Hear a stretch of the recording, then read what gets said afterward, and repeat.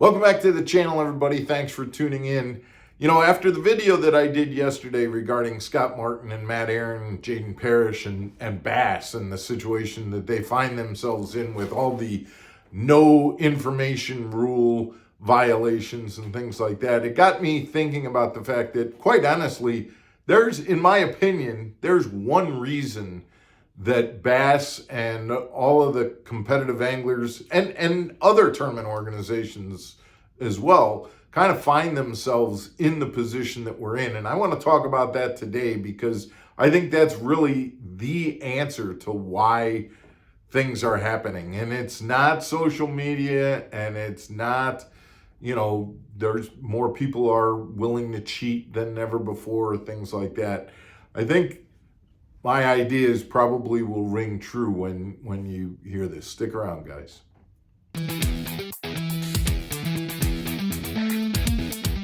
Welcome back to Mark Fisher Outdoors, everybody. I'm Mark Fisher. If we go back to the days of Ray Scott and when he started the Bass Angler Sportsman Society, that was done because, quite honestly, there was bass fishing. There was tournament bass fishing, but it had such a kind of grimy name to it, in that there was all sorts of cheating and guys would go to local lakes and fish tournaments, and guys would win with fish that, had been caught weeks before, were literally in freezers and because there wasn't anything about live fish and things like that, so you could have dead fish and they were on stringers and things, and it just didn't have a good name. Quite honestly, kind of familiar to where things are now, right? And Ray's vision was to make bass fishing a sport that came back to having accountability. And so all of a sudden you get into situations where it was going to be policed, it was going to have rules, those rules were going to be enforced. He did things like get guys to go on a plane and we're going to a lake that nobody even knows where we're going to fish. There were rules about the amount of tackle you could bring and all of those kinds of things, just to establish the fact that it was a level playing field. That was done because he wanted to bring this integrity to the sport. Well, the problem is nowadays, and we've talked about this before, but the idea of bass fishing and competitive bass fishing is that it's not as much a sport. There's a conflicting issue, and that is it's a marketing tool. And when it's a marketing tool, there is an underlying motivation to make sure that the people that are watching the product that you put out, the tournament that you put out, believe that there's integrity to the sport. And because that marketing value in promoting products is there, anything that taints either that integrity or the person who's affiliated with the product, either the person or the organization that's affiliated with the product, now you have to make sure that you're trying to keep that in line with that product, which means doing something that hurts a specific angler is just as detrimental as trying to keep the integrity of the sport itself or the organization itself. And so we don't go out and malign anglers that might not be doing the right thing, or might not be saying they're doing the right thing, or they might do the wrong thing and say they were doing something different in order to put a positive spin on what they were doing.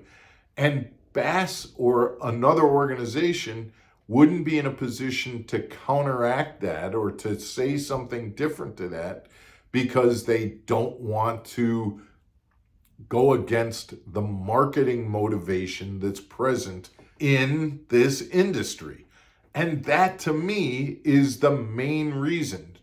I can't think of any other reason where an organization let's say you've got an angler who says, hey, I inadvertently did this and my fans believe me because I'm trustworthy and they like me and they want to believe me. So I inadvertently did this. Yes, I got disqualified, but it was all, inadvertent and I didn't do that.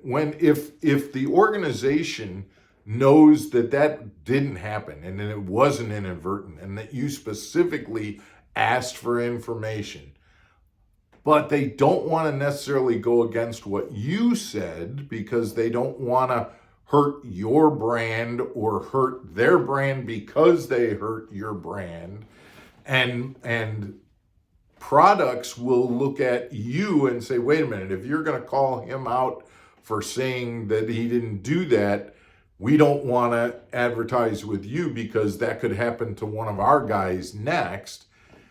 Now, all of a sudden, you get into a situation where the organization is having to let that narrative out there, even though they know that it's not the truth. If it was a sport, they'd put it out there because they don't care. They want to protect the sport.